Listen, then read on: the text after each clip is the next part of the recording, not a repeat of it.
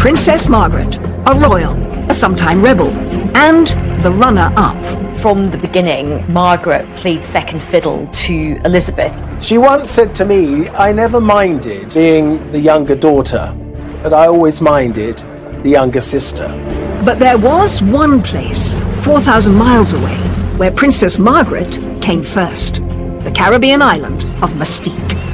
On Mustique, everyone treated her as if she was the most important person in the world. She was able to do things there that she couldn't possibly do at home. I think it did revolve around her. We always wanted her to enjoy herself. In this programme, Princess Margaret's lady-in-waiting and closest friend, Lady Anne Glenconnor, reveals what life was really like during their times together on the island. In the early days, every day we took a picnic to a different beach. We lived off sort of baked beans and things like that. And the heydays. She said, I've got flying mice in here. I know she liked to drink, but I didn't think she drank all that much. And insiders and experts discuss the glamour and excesses of Margaret's Caribbean retreat. The hedonism, the partying, the love affairs. People disappeared to the beach to have sex. This was the kind of extravagant thing that was to become typical. But her glitzy Mustique lifestyle would come at a price. The Queen said, what are we going to do about my sister's gutter snipe life? Every time she enjoyed somebody's company, Peter immediately said, oh, she's having an affair with them. And Margaret's decadent island life put her in the public spotlight for all the wrong reasons. There's a lot of criticism that she's off having a jolly in Mustique on the taxpayers' expense. But through all the highs and lows of her years on Mustique, it remained the one place that Margaret could escape from the shadow of her sister. It was the only place in the world where she actually had a home that she could call her own.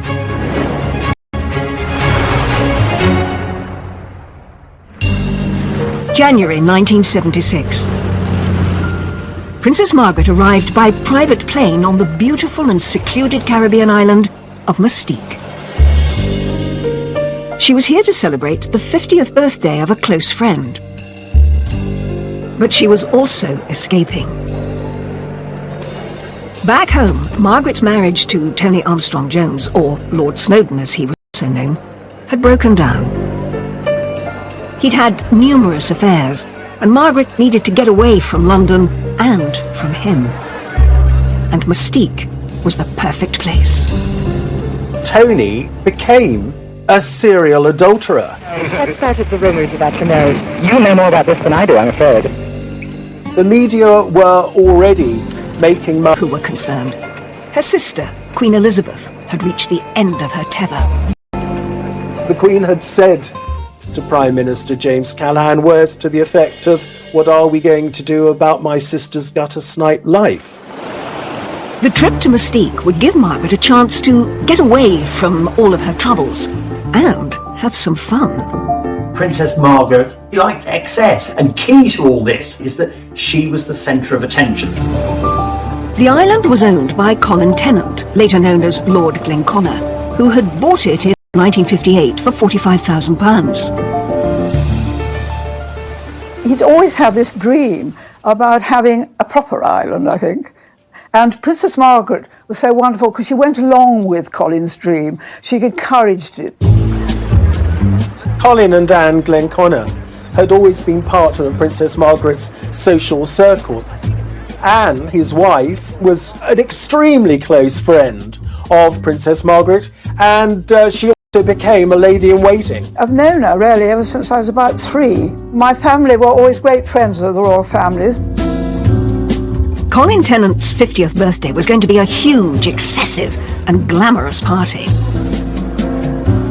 He was an ace putting on parties, and he was really only happy when he was doing that. You could do whatever you liked. People disappeared to the beach to have sex, skinny dipping in the sea, and this was the kind of extravagant thing that was to become typical. He was like a ringmaster, really, in a circus, arranging everything and controlling everybody and don't do this and do that. The star-studded party was the epitome of opulence and a world away from the stuffy life of the royals back in the UK. It was like a big house party, really, and everything was gold. There was lots of photographs taken. Bianca Jagger was brought in on a sort of and litter carried by some local boys that were completely naked except for a golden coconut positioned in the right place. That was quite a sight. And it really captures the spirit of the 70s and also the spirit of hedonism on the island. Colin was so extravagant. He even sprayed the grass gold. His wife, Lady Glenconnick, sprayed her face gold and then regretted it afterwards because it was deeply unflattering. It was terrible because every time I moved my face or smiled, the whole of my face was cracked in a very unbecoming fashion. And Colin kept on saying, "Aren't you enjoying yourself?" I said, "Yes, I am, Colin, but I can't smile." Of course, the belle of the ball was Princess Margaret. She had the most beautiful dress that we'd had made for her, so she was thrilled. Turban on. It was Colin's party, but Princess Margaret ruled the roost, as she usually did on Mustique. It was a welcome break from the royal pecking order in Britain. From the beginning, Margaret played second fiddle to Elizabeth. I think it's really difficult for Margaret. You know, she is an extrovert, she's quite an alpha type, and I don't think she takes kindly to playing second fiddle. She once said to me, "I never minded being the younger daughter, but I always minded the younger sister." On Mustique, she could be queen. Everyone kowtowed to her. Everyone treated her as if she was the most important person in the world. I think it did revolve around her up to a point, you know, because Colin wanted her to be happy and we always wanted her to enjoy herself. But even though Margaret could relax and party on Mustique, she didn't want anyone to forget that she was royal. So people still had to curtsy and bow to her, even if they were in bikinis. And there were stories of waiters having to swim out to give her a cocktail. When she went swimming, because she was easily bored and insisted that people talk to her. One was deputed to swim with Princess Margaret. She had this beautifully coiffed hair, so she would swim very upright, doing a breaststroke, very, very slowly, looking ahead. And then I developed a sort of side stroke where I could keep up with her, doing a sort of doggy paddle with one hand. By the time of Colin Tennant's party, Mustique had become Margaret's very own pleasure kingdom, a centre of glamour and excess, and a refuge from her troubles back home. But when she first visited, back in the early 60s, life on the island was shockingly different.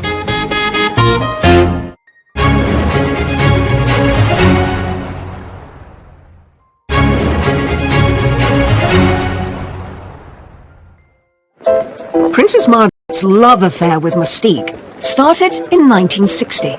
She first visited the island during her honeymoon tour of the Caribbean with her husband. It is not only a delight, but a sort of miracle to arrive 5,000 miles from England and find oneself instantly and absolutely at home.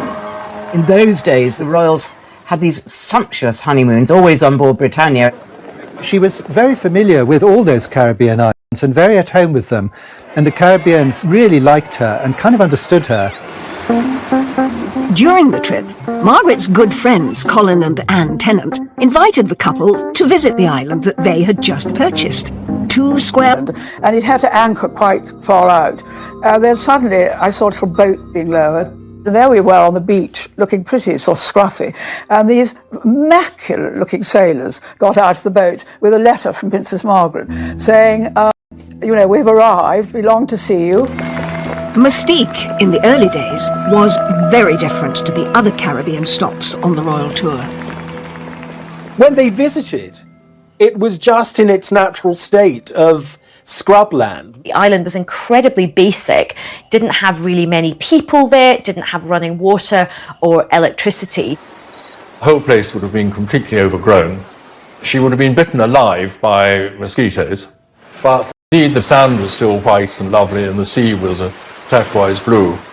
Every day we took a picnic to a different beach. We set up a little tent, like a sort of Boy Scout tent, and we spent the day there.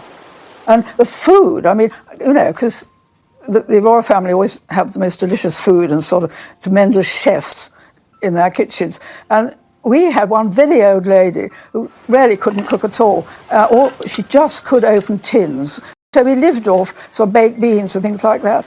But, what was so lovely about Princess Margaret, people criticised her, say how difficult and spoilt she was. Well, she certainly wasn't spoilt when she first came to Mustique. During their brief stay, Colin and Anne took Princess Margaret and Tony on a tour of the island. There were no cars. We had a tractor and a trailer. And when Princess Margaret came, we strapped garden chairs onto the trailer. Over drinks that evening, Colin and Anne realised they hadn't got the couple a wedding present. Colin then turned to her and Tony and said, "Oh, ma'am, would you like something in a little box? Or would you like a piece of land?" And she said, "Oh, I think I'd love a piece of land." I think he was quite surprised when she turned around and said yes, because I think he thought it was so wild and it was so remote and it was so, far away and difficult to get to that he didn't think she would sort of take him seriously and take him up on it. Princess Margaret fell in love with the tiny island of Mustique, but her husband didn't. Tony didn't greatly care for the Glenconners, so far as I understand it, and the land was given as a wedding present to Princess Margaret. It wasn't given as a joint wedding present. I mean, he wasn't interested at all. That was really the only time he ever went there.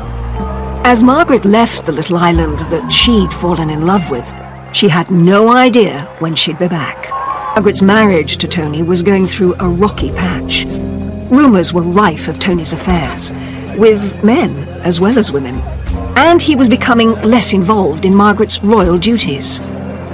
It was said that their life together at Kensington Palace was a bit of a war zone. They had this very fiery relationship. They fight a lot.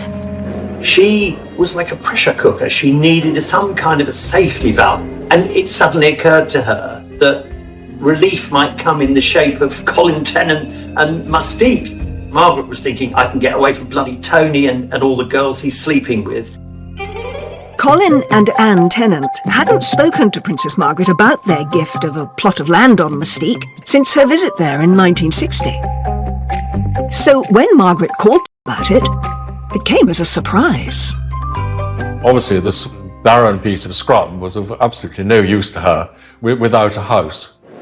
Rather cheekily, she said, "Does a house come with it?"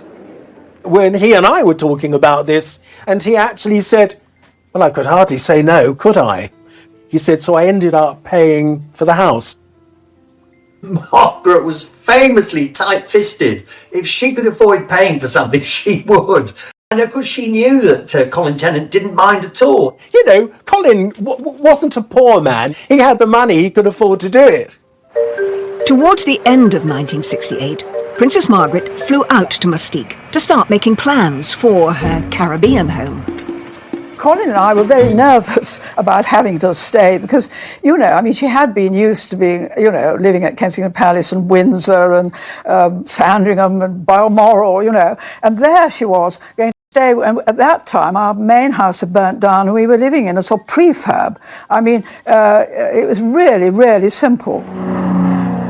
Quite a journey to get there. You had to fly to Barbados and then fly to St. Vincent and then had to take a boat. The sea is quite treacherous there, actually. It could be very choppy. The island was pretty wild still at this point. She just got stuck in. Roughing it on Mustique in those early days did mean just rigging up a sort of Heath Robinson contraption of a shower. She had to go outside, stand under a tree where we had a bucket. The bucket had holes in it. They filled up the bucket and she stood underneath. The water was like the water in Scotland. She probably recognised it from the Balmoral area. It was orange. There was so much clay in it. There's a story about how at night these huge mice start to try and sort of throw themselves at the mosquito net. I remember the first time she went to her room to bed and I was sort of tidying to her bedroom and she said, "I've got flying mice in here." And I said, "Ma'am, I know she liked to drink, but I didn't think she drank all that much." But it was quite true. There were these tiny mice and they ran up the mosquito nets and jumped from because there were two beds in her room, from her bed onto the other one. And I think she told the Queen, who simply didn't believe her, because I remember when I then next saw the Queen, she said, "Margaret had the most extraordinary story." flying mice. And I said, well, actually, it was true. There was no easy way for Princess Margaret to get to her plot of land, so she was forced to walk up to it. They had to trek along narrow paths where she might easily have got the royal legs scratched a bit. We dressed her in Colin's pyjamas, we tied string round her ankles and wrists, and out we went to find where we thought she'd like to build a house. So we had this wonderful picture of the Queen's sister in what presumably were oversized pyjamas, trekking over this very rough territory in very high temperatures. It's perched up very high with a wonderful view over the sea below, and the bays and things. So it must have been heaven to be up there. When Margaret saw the land, it said she wasn't totally happy with the size of it. We suddenly saw her taking the pigs out and disappearing off into the jungle. And Colin said, what are you doing, ma'am? And she said, well, I think I need a bit more land. So Colin said, why? And she said, well, I've got to have gatehouses for my security. She was very keen to have Oliver Messel design the house, partly because she loved his designs. He was an eminent theatrical designer, and she'd seen his house on Barbados and loved it.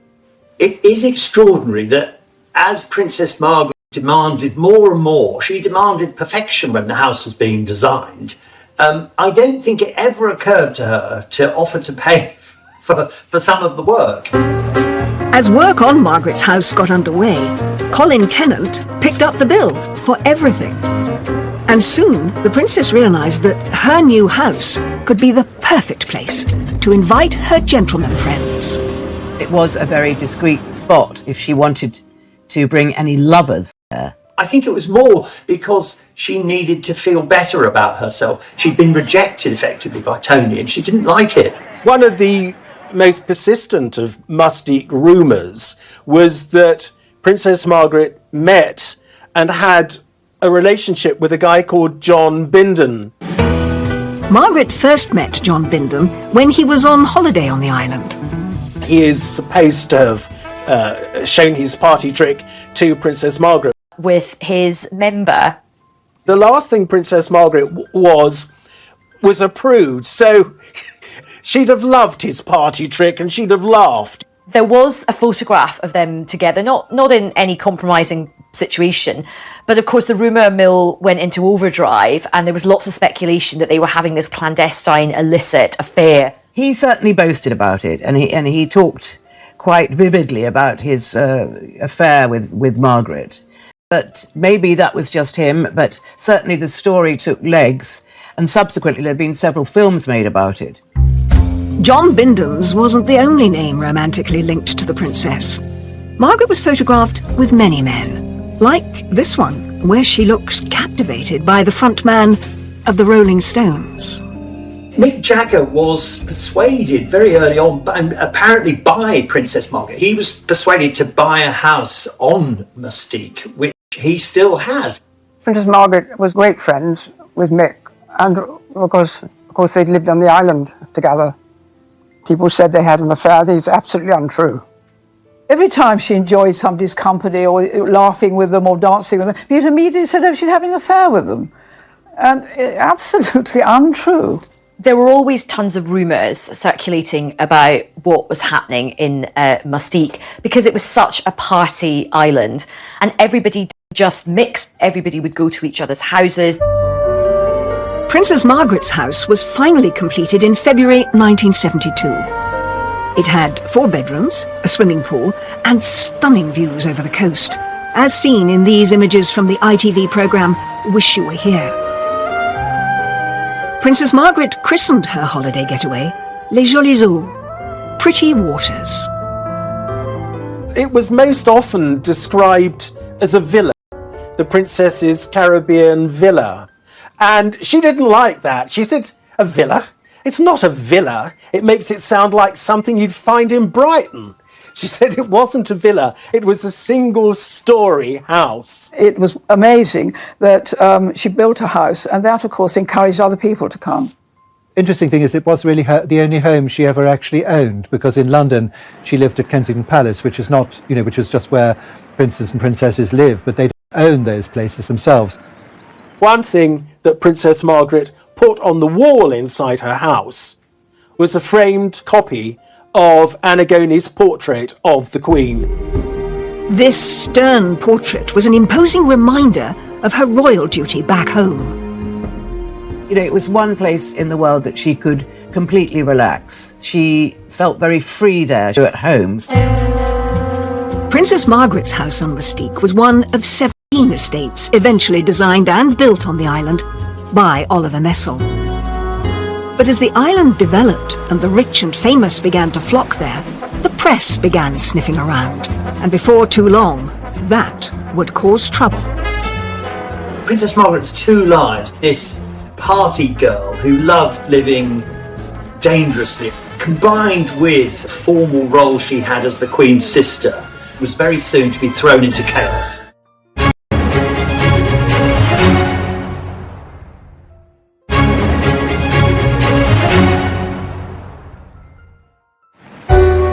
Mystique had become Princess Margaret's special hideaway, not just from her royal duties, but from her marriage too, which was now in serious trouble. She was very angry about the allegations of his indiscretions, so I think she decided that she needed somewhere that she could escape to. But it wasn't just Lord Snowdon who was doing affairs. The princess now was seeking solace of her own outside the relationship, and word had reached the palace. The Queen would have known about the rumours surrounding her sister. She would have got involved because we know the Queen has always worried enormously about the reputation of the royal family. But also we have to take the personal view. The Queen has always been very protective of her sister. And there was one relationship in particular that had been noticed. It began in 1973 when Princess Margaret met Roddy Llewellyn. Roddy Llewellyn was originally produced as a sort of spare man by Anne Glenconner at a house party in Glen. We were at Glen in Scotland, and it so happened that some young man dropped out, and we wanted to get the numbers straight. And I said to Colin, what are we to do? And so he said, well, I've got an aunt called Violet Wyndham. She was called Aunt Nose because she had a very big nose and knew everybody in London. So I rang her up and I said, by any chance, do you know anybody that might like to come up? And she said, well, actually, as it happens, there's a young man called Roddy Llewellyn. I think Princess Margaret knows his father. And it just was, you know, I suppose love at first sight. The princess herself was desperately unhappy. Meeting Roddy gave her back everything. They got on well. They used to sit in the drawing room playing cards together, and I remember going for a walk quite early on with Roddy, and he said, Princess Margaret's so beautiful. Didn't realise she was so beautiful. Her eyes, and I just said to him, perhaps I shouldn't. I said, well, Roddy, you tell her, not me. I think Roddy's vulnerability version of her husband. This intimate picture from Lady Anne Glenconner's selection shows them together in the early days of the relationship. They managed to keep things secret largely thanks to Margaret's house on Mystique. It was the most wonderful place for her, for them to be together. Well, I think the Mystique is a perfect place for anybody who's having a love affair. It's a perfect setting for that, because you've got the privacy, you've got the, all the beautiful weather and the beaches. Mystique gave the couple privacy and protection far away from prying eyes. He was always finding shells or doing something in the garden, because of course he was a gardener. They were always sort of doing something together. Then, at some point in 1976, a press photographer arrived on the island.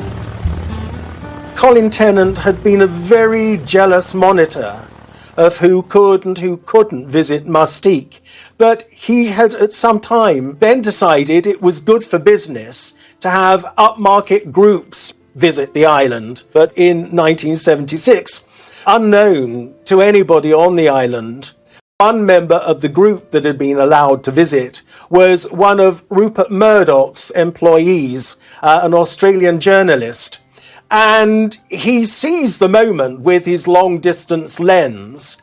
The photograph was taken, it was sent back to London, so the relationship became public knowledge. The photo, published in the News of the World, stunned Britain. It's pretty evident that they are in an intimate relationship, and very, very close to each other. You can just tell that from the body language. But I think it was a pity it got out, you know. Prying into people's privacy. That's what the press do, don't they? The photo of Roddy and Margaret gripped the nation, and the press went into a frenzy. Lord Snowdon, Princess Margaret's husband, was overseas at the time. I'm naturally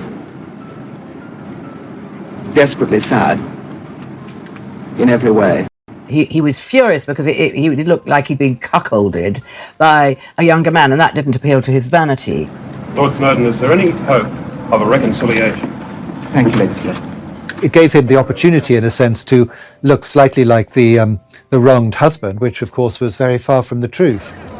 It was the final straw, really, in the marriage, because the following month, in March of 1976, Princess Margaret and Lord Snowdon officially separated. Although Margaret had endured years of infidelity, the public and the press now turned against her. In a sense, it opened the floodgates to press criticism and general criticism. They would sell more newspapers if they wrote about a princess behaving badly. They were on the lookout ever after for princes and princesses who were behaving badly. This ushered in, I think, a greater level of press intrusion into the royal family. After the images of Roddy on Mustique emerged, talk turned to the possibility of the first royal divorce in 4 centuries. It was a bruising time for Princess Margaret. She had lost public support because I think people were quite horrified by the Roddy Llewellyn affair. So, you know, her rating with the public had fallen hugely. Once again, Margaret turned to her sanctuary, Mustique. Margaret's separation had put pressure on her relationship with her sister, who'd always hoped that the marriage could be saved. But in 1977, the Queen paid a visit to her sister on Mustique. The Queen was on a Silver Jubilee tour of the Caribbean. She still had the Royal Yacht Britannia, so they were able to pay Princess Margaret a visit. Margaret was absolutely delighted when the Jubilee tour of 77 brought the Queen and Prince Philip to Mustique. I mean, she'd been longing to show her sister her house. You know, Colin was so excited to have them there, of course. Well, we were all absolutely thrilled, I can't tell you. Colin nearly fainted with pleasure, but he thought he'd never get the Queen to come to Mustique, but it was tremendous. Anwar Hussain was one of the few photographers permitted to capture the extraordinary moment. The Queen visited her sister on the island. Queen was on Britannia, and I had a number of the PR. I rang him and I said, look, we want to come, and it's a historic moment. Queen has never been to Mustique, and they like these sort of pictures I did of Queen looking more natural. It would be Queen Elizabeth's first time on the island that had meant so much to her sister over the years. They had a little boat to bring them into a little jetty. See the way they arrived, they had made a special town, and where they walked through it, and it was sort of very rustic, and the little kids, local kids came and joined, dressed as fairies, and I think it was quite a little personal touch. The locals were meticulously coached for the monarch's arrival. I taught them how to curtsy and taught the men how to bow. And I said, you know, when the Queen comes, you stand up. Well, when the Queen got off, they never moved. They sat absolutely on their seats. And I could see her so graciously going, looking and smiling. The Duke of Edinburgh, of course, being the Duke of Edinburgh, the minute he got off, he turned to Colin, actually quite rather dashed by that. During the Queen's visit to Mustique, the partying, the extravagance, the outrageousness, that would have all been put on hold. Colin Tennant would have been on his best behaviour. She would have visited her sister, but it all would have been very, very low-key, no wild parties. The vehicle laid on for the Queen to travel the island was rather different to what she might have been used to back home. If you see the pictures, of her getting into a VW Combis instead of a Rolls Royce, they all got into it, and I think it's quite different than the lifestyle in England. I'm very relaxed about it. Despite the very informal feel, the trip was a success. they got to Macaroni Beach, it was so wonderful that the Duke of Edinburgh swam from one side of the bay to the other, and the Queen jumped into the sea.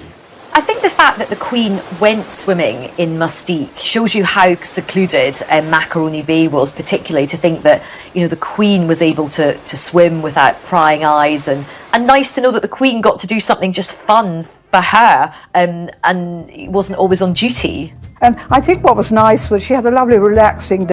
Just one or two people had lunch with her and Princess Margaret. Colin and I did, obviously. And she had and she went round the island, and she, I think really what she was so pleased about was that Princess Margaret was so happy. It had been a moment of lightness for Margaret and her sister during a difficult time. The year after the Queen's visit to Mustique, Margaret's divorce from Lord Snowdon was finalised. It was a significant moment in royal history. The Queen's reaction, of course, understandably, was one of concern, because she'd always wanted Princess Margaret and Tony to make the best of the marriage, to patch it up. She didn't want divorce within the family. If Margaret thought her divorce would draw a line under things, she was wrong. The public and press remained hostile, and soon they were baying for blood. Of course, at this point in British modern history, the country is going through a very, very difficult time. And there's a lot of industrial unrest, there's a lot of poverty, there are strikes, and there's a lot of criticism that she's off having a jolly in Mustique on the taxpayers' expense. I think there ought to be a cost-benefit analysis of the royal family expenditure on income. 2 MPs rounded on Margaret as a parasite royal, having a good time on the public purse. Dennis Canavan and Willie Hamilton were 2 of Princess Margaret's most vociferous critics in Parliament, and Willie Hamilton calling her a floozy. It is a paradise island, and it does have parties, and people don't go there to work, they go there to relax. So you could present it very much as her neglecting her duties. Over the next 10 years, Margaret's royal duties reduced significantly, and she was free to spend more time on the island. But the hedonistic party days were starting to take their toll.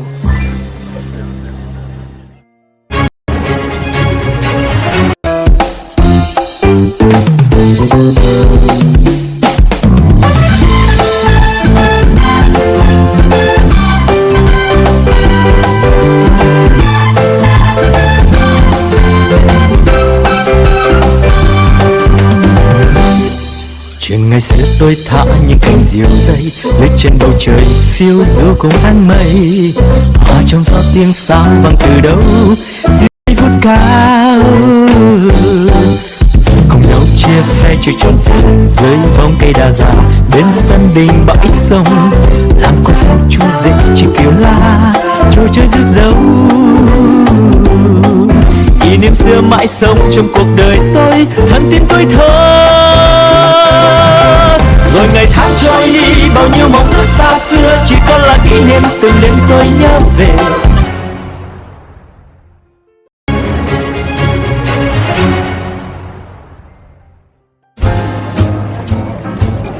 After a turbulent time on and off Mustique during the 1970s, Princess Margaret finally separated from Roddy Llewellyn in 1980. The princess's relationship with Roddy had lasted for 8 years. But in 1981, he married a very charming and talented lady called Tanya Soskin. She knew Roddy wanted to get married. She accepted it. She made friends with his wife so that, she would be able to see him again. And when he had his 3 lovely daughters, she was always interested in them. Margaret remained officially single for the rest of her life, but she still loved a good party. And in 1986, Colin Tennant hosted a celebration for his 60th birthday on Mustique. And it was a glamorous and opulent affair. Colin had chartered this enormous great 400-foot sailing vessel, and so again the great and the good were treated to a week of wonderful parties, culminating in the Peacock Ball. We started off in St. Lucia, we went to Martinique, and then we had parties on all the different islands. Princess Margaret didn't come on the boat. She was in her house in Mustique, and she gave a wonderful lunch, which was a sort of festival, of bobbing apples, champagne. Anyway, About 6 people, including Princess Margaret. The Peacock Ball was a star-studded night, as this extraordinary photograph shows. But royal tradition dictated that Princess Margaret should be the last to arrive. Princess Margaret was not going to arrive until all the guests had arrived. And there was one to come, who of course was Raquel Welch. Anyway, eventually there was a stalemate, and the Princess Margaret then came in and was greeted by Colin and Anne. And then Raquel Welch came in. Raquel Welch was always late for everything, so she actually was later than Princess Margaret, which was slightly irritating Princess Margaret because she's always meant to be the last person to arrive. As seen in this intriguing photograph, the evening saw Colin adorned in a crown of his own. The culmination was the crowning of Colin as the King of Mustique by Princess Margaret, which of course was a joke because Mustique is part of sovereign territory. Though what these remarkable pictures don't show is that there was also lots of alternative entertainment available. Effectively, pornographic films were shown, and it's difficult to know what Margaret would have made of the adult films. But I think by now she thought, well, whatever I do, there's a chance that someone will find out, and I need to live my life, so I'll take the risk. It would be one of the last great Mustique parties that Colin would throw and Princess Margaret would attend, as her hedonistic lifestyle would eventually catch up with her. Well, Margaret had always been a smoker and she'd always been a drinker. And eventually this took a toll on her health. And she had part of her lung removed, which is in fact what had happened to her father, King George VI. Whilst Mustique was the location for some of the best times of her life, it was also where her well-being began to suffer. In the 90s, Margaret really saw her health decline, and she ended up having a couple of small strokes while she was at Mustique. On her way to a hospital in Barbados this evening, Princess Margaret, with sun hat and sunglasses, before tests to see how soon she can return to Britain to convalesce after her mild stroke. The most significant event, however, was when Princess Margaret suffered severe burns to her feet in 1999. The thermostat on the boiler wasn't working properly, and she thought she was turning off the hot tap. She turned off the cold, and this boiling water, she was standing up, went straight on her feet. She woke me up and she said, Anne, I don't want anybody coming in except you. And I looked after her night and day. And I remember one day I was quite tired because, you know, I had to help her in the night if she wanted to go to the bathroom and that sort of thing. And so I said, would you mind? She had 2 single beds in her room. I said, would you mind if I got into the next door bed and we could watch some videos and, you know, I could be company. Oh, she said, yes, is it like boarding school? Because she'd never been to boarding. You know, the first and only time I did ring the Queen up, I said, ma'am, could you help? The doctor thinks she's well enough to go on Concorde, because in those days Concorde came to Barbados. So we flew back and she went to hospital. But her feet really never recovered. By this time, Les Jolies Eaux had been gifted to Margaret's son, Viscount David Linley. The villa had been signed over to him to celebrate his 1996 wedding to Serena Stanhope. I think that most people like a sense of continuity, and I think Princess Margaret probably did hope that it would go on being a happy home for her descendants. But as with so much in her life, Princess Margaret's hopes and dreams did not quite come into fruition. In 1999, Viscount Linley put the villa up for sale. So Princess Margaret was really upset when her son decided to sell Les Jolies Eaux, because this was the only thing that she really owned in her own right. When you bear in mind what it had actually meant to her for so long, I think it hurt her very much. The villa was sold to new owners in the year 2000, and just 2 years later, Princess Margaret died. Draped in her own blue and crimson standard, Princess Margaret's coffin leaves the King Edward VII Hospital late this afternoon. Her ashes were placed in a tomb with her father, King George VI. It had been a life well lived, and Princess Margaret's time on Mustique had scaled the highest highs and touched some of the lowest lows. I think lots of Margaret's life became so entwined with Mustique, you know, the high points of her life, you know, the hedonism, the partying, the love affairs, but also the bad times as well. The scandal of her affair with Roddy becoming public, and the heartache that brought her and the rest of the royal family, and of course some of her health issues. There's little doubt Princess Margaret's life on Mustique did much to change the perception definition of royalty in the 20th century. She opened up the family, not just to the reality of divorce, but then she also opened up the royal family to the kind of criticism that we saw with Prince Charles, that we saw with the Duchess of York and Prince Andrew.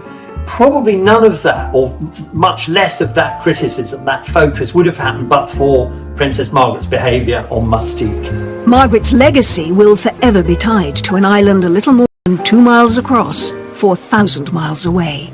Okay, Colin bought the island, Colin developed the island, it became this hedonistic paradise. But it was Princess Margaret that put it on the map. And it was the only place in the world where she actually had a home that she could call her own. Mustique, you know. I felt so quite relieved that she felt that we had, you know, what we had done for Princess Margaret, she did approve of.